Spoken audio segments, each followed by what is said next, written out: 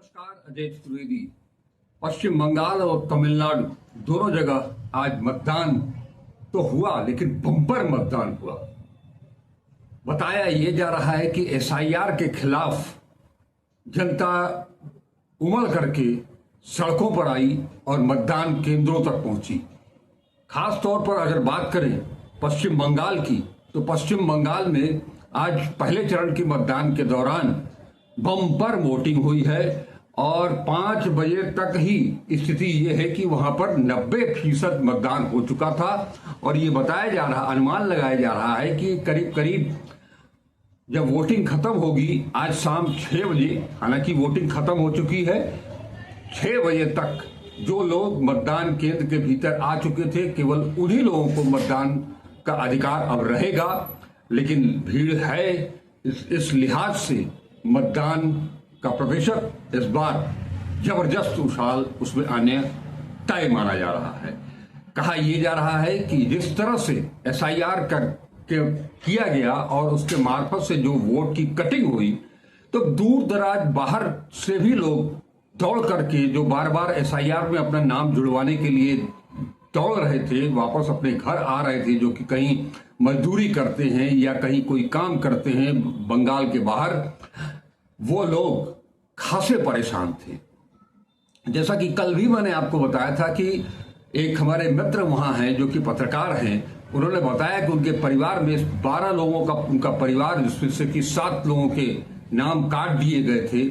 इस तरह के जो माहौल है वहां एक धारणा, आम धारणा बन चुकी है कि जिनका नाम काट दिया चुनाव आयोग ने वो तो वोट नहीं दे पाएंगे, लेकिन जो हम बचे हैं हम सब एसआईआर के खिलाफ मतदान करेंगे। तो ये एक बड़ा माहौल एसआईआर के खिलाफ पश्चिम बंगाल में बना।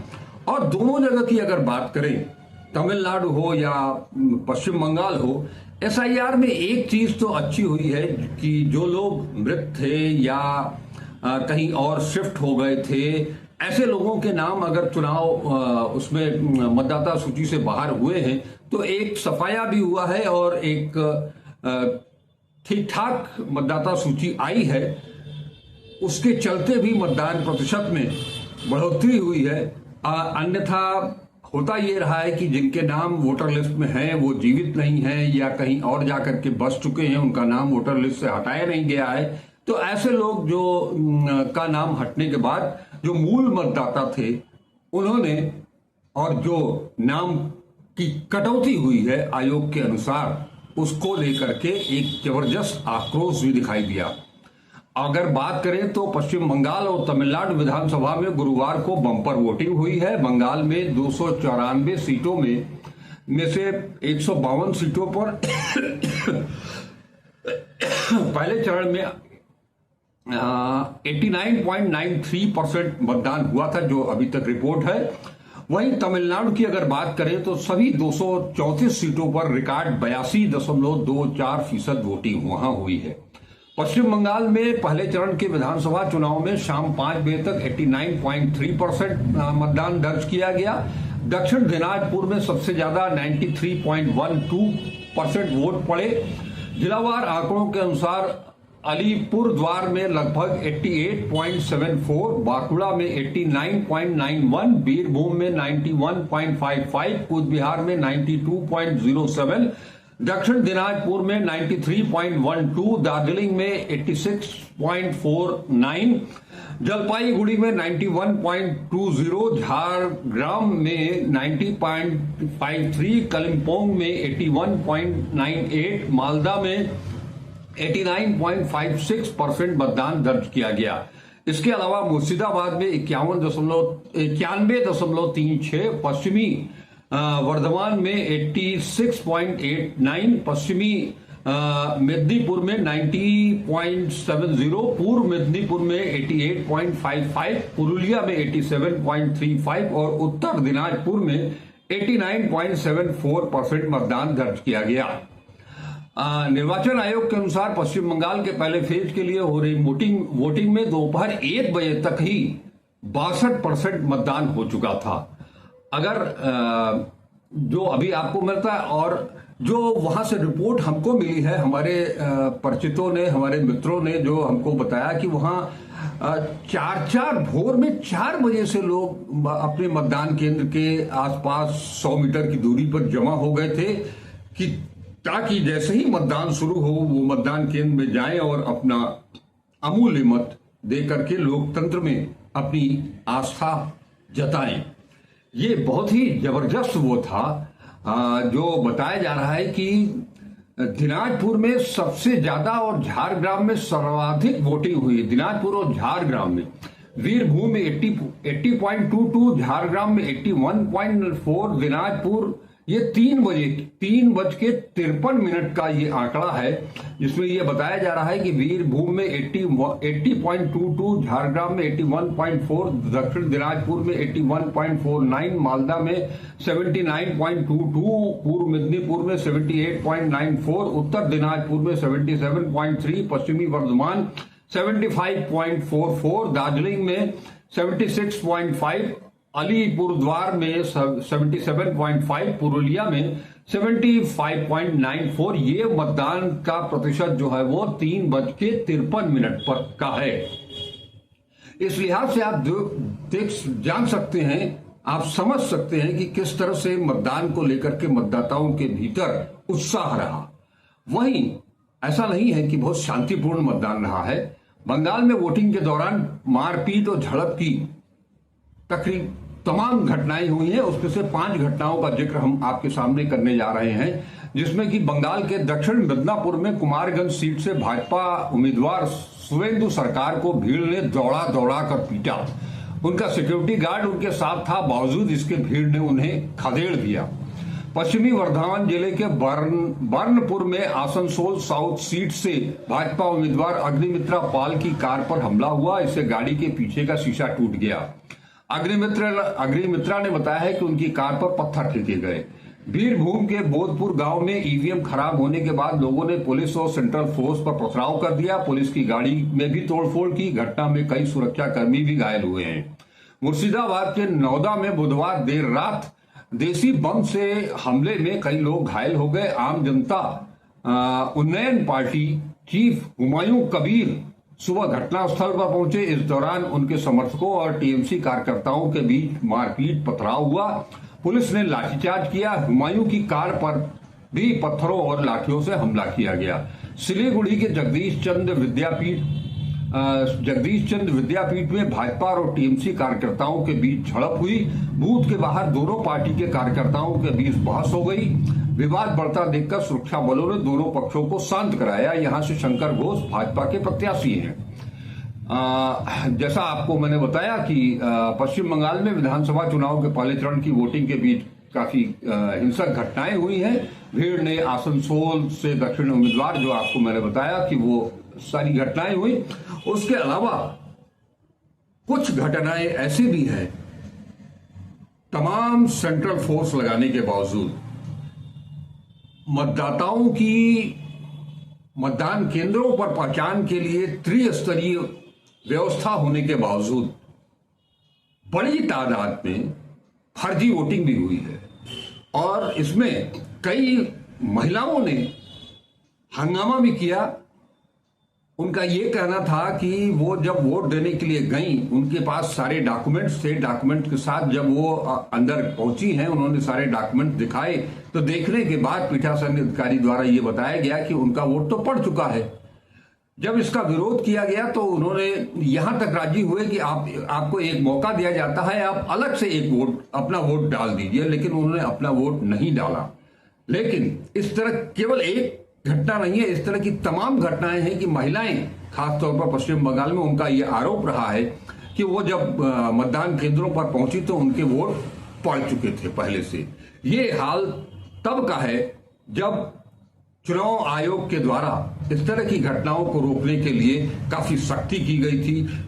22 लाख 24 लाख केंद्रीय बल, सुरक्षा कर्मी लगाए गए थे। लेकिन उनका काम, वो मतदाताओं को केवल लाइन में लगवा रहे थे। किसी तरह की गड़बड़ी की कोई सूचना और उसके बारे में कुछ बोलने का उनको अधिकार भी नहीं था। हाँ, कई जगह मतदाताओं के परिचय पत्र और उनके डॉक्यूमेंट्स चेक करते हुए जरूर देखे गए, जबकि ये उनके अधिकार क्षेत्र के बाहर का मामला था। बावजूद इसके सुरक्षाकर्मी लोगों के पहचान पत्र जरूर देख रहे थे। इस तरह से, और अगर तमिलनाडु की बात करें तो तमिलनाडु में एक चीज सामने आई है कि डीएमके और एआईडीएमके के बीच में जो एक नया ध्रुव उस विजय जी का आया है, उस विजय जी ने भी अच्छी खासी मशक्कत करके उन मतदाताओं के बीच पैठ बनाई है। अब ये तय करना 4 तारीख को ये पता चलेगा, 4 मई को, कि वो क्या कुछ कर पाते हैं। आज वहां से जो रिपोर्ट आई है तमिलनाडु से, उसके अनुसार ये बताया जा रहा है कि विजय जो फिल्म अभिनेता भी हैं, उनके समर्थक और उनको वोट ठीक ठाक पड़े हैं। ये अभी तक की रिपोर्टिंग है और ये 4 तारीख को पता चलेगा कि विजय जो फिल्म स्टार हैं उनको कितना मत पड़ता है। अगर उनको वाकई में ठीक ठाक मत पड़ा है तो वो किसको डैमेज करते हैं, एआईडीएमके को या डीएमके को। और तीसरी चीज ये भी चर्चा में है कि कहीं उनका भी हाल बिहार की तरह, प्रशांत किशोर की तरह न हो जाए। लेकिन चर्चा में विजय आज भी बने हुए हैं। दोनों जगहों की स्थिति आपके सामने रखी और कुछ जो भी अपडेट आएगा उसको लेकर के हम आपके सामने फिर से प्रस्तुत होंगे। लेकिन एक चीज तो तय है कि आज जो हुआ है मतदान, पश्चिम बंगाल की बात करें तो जो सुनने में आ रहा है, जो चर्चाएं सामने आ रही हैं, जो डिबेट्स सामने आ रही हैं, जो हमारे मित्रों और हमारे परिचितों ने पश्चिम बंगाल से बताया है कि पहले चरण के मतदान, पहला चरण जो बीजेपी के लिए काफी मुफीद माना जाता है। पिछली बार यहां से करीब 50 से ऊपर सीटें उनको आई थी, 50-55 सीटें उन्होंने पाई थी। लेकिन कहा यह जा रहा है कि इस बार वो स्थिति नहीं बनने वाली है। क्या होगा क्या नहीं होगा, ये हम इसका कोई अनुमान नहीं लगा रहे हैं, इसके बारे में कोई भविष्यवाणी नहीं कर रहे हैं। लेकिन एक चीज तो साफ है कि जितने लोगों से मैंने पश्चिम बंगाल में आज पहले चरण के दौरान या इससे पहले कल भी परसों जो बातचीत की, उसमें एक चीज सामने स्पष्ट रूप से सामने दिखाई दे रही है कि लोग एसआईआर से ज्यादा परेशान थे और एसआईआर को जिस तरह से उन लोगों ने भुगता है वो बीजेपी को वोट देने के लिए नहीं जा रहे हैं। किसी तरह के परिवर्तन की बात छिटपुट लोग जरूर कर रहे हैं, बावजूद इसके लोगों को कहना है कि नहीं, दीदी हमारे साथ हैं और दीदी ने हम लोगों के लिए बहुत बढ़िया काम किया है। तो वहां दीदी दीदी दीदी का नारा आज भी बुलंद है। जिस तरह से वो लड़ती आई हैं एसआईआर को लेकर के, जिस तरह से वो सुप्रीम कोर्ट तक चली गई, बार बार उन्होंने कहा कि एक एक उम्मीदवार, एक एक मतदाता के लिए, एक एक इंच जमीन के लिए वो लड़ती रहेंगी, आखिरी दम तक लड़ती रहेंगी।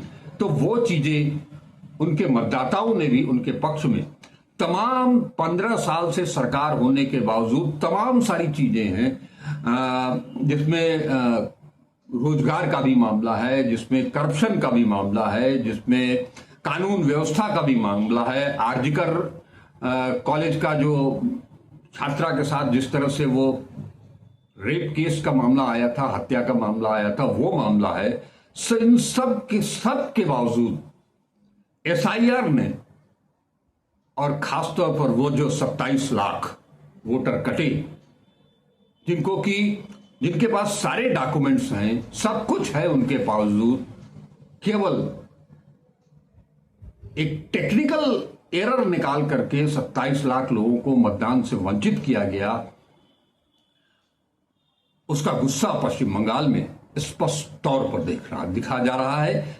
अगर ये पहले चरण में, जो कि भाजपा के लिए मुफीद 152 सीटें वाला ये मतदान था पहले चरण का, उसमें अगर तृणमूल कांग्रेस लीड कर रही है तो दूसरा चरण तो तृणमूल कांग्रेस का ही है। देखना यह होगा कि आगे क्या कुछ होता है।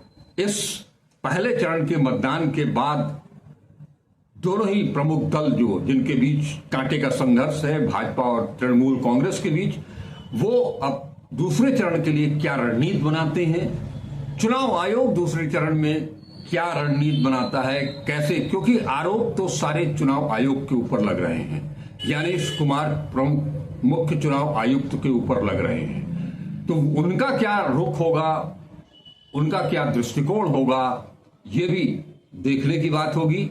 फिलहाल अब तक का जो आंकड़ा आया था वो हमने आपके सामने प्रस्तुत कर दिया है।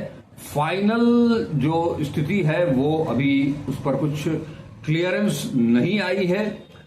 जैसे ही कुछ सामने आता है वो हम आपके सामने लेकर के पुनः आएंगे। तब तक के लिए हमें आज्ञा दें। नमस्कार, अजय चतुर्वेदी। एक अपील के साथ कि वीडियो को देखते रहिए, लाइक कीजिए, शेयर कीजिए। चैनल को अब तक सब्सक्राइब नहीं किया है तो उसे सब्सक्राइब भी कीजिए और अपने विचारों से अवगत कराते रहिए। जय हिंद।